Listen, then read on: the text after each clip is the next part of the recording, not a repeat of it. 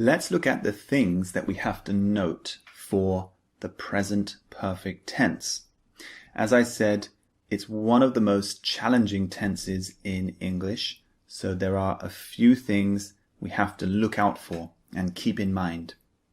Let's look at the first thing. We can use many time words with the present perfect. For example, today, this week, this year, this morning, etc. When we use them, we always mean that the time period is continuing now and will continue in the future. You can think of it like the phrase so far or up to now.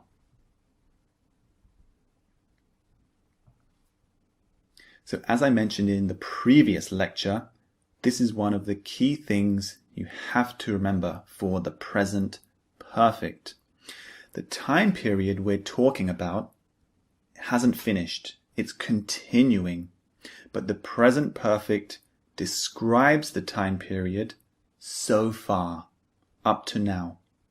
Things might change in the future, but so far I've done this. That's the difference between the present perfect and the past simple. The past simple is talking about a time period that's finished in the past.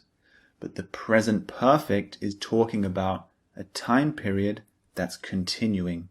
It started in the past, it's continuing now, and will continue in the future. So think of it as like so far, up to now. Okay? Let's look at the second thing. In the present perfect, we can contract has and have with the subject. For example, he's is he has, she's she has, I've I have, you've you have, etc. This is another small thing that you can note, the contraction of the subject and has or have.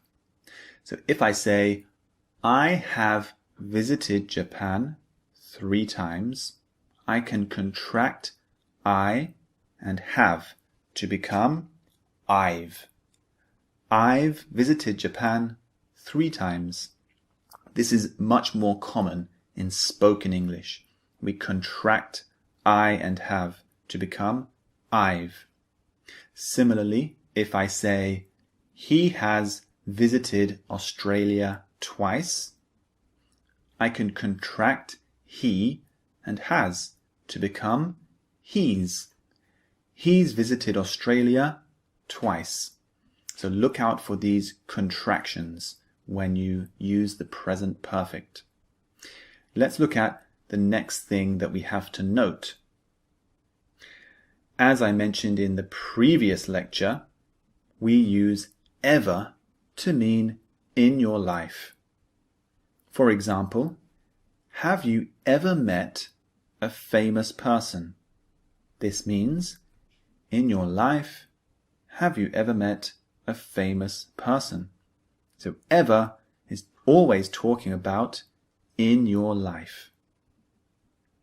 Similarly, never is the negative version.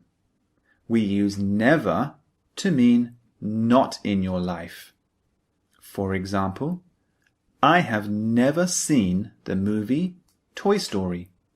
This means, in my life, I have never seen Toy Story. So never means not in your life. Finally, we use been to mean visited or went in the present perfect. For example, I have been to Mexico 3 times. Or we've been to 3 weddings this week. So been is the past participle of go.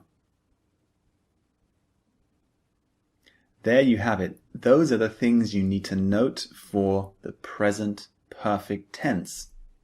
Move on to the practice exercises, the speaking and the listening for this tense. This will take your understanding to the next level. Don't forget also to download the MP3s and the PDF, which has all the transcripts of the MP3s. Download all that, listen as much as you can, and train your brain to master the present perfect.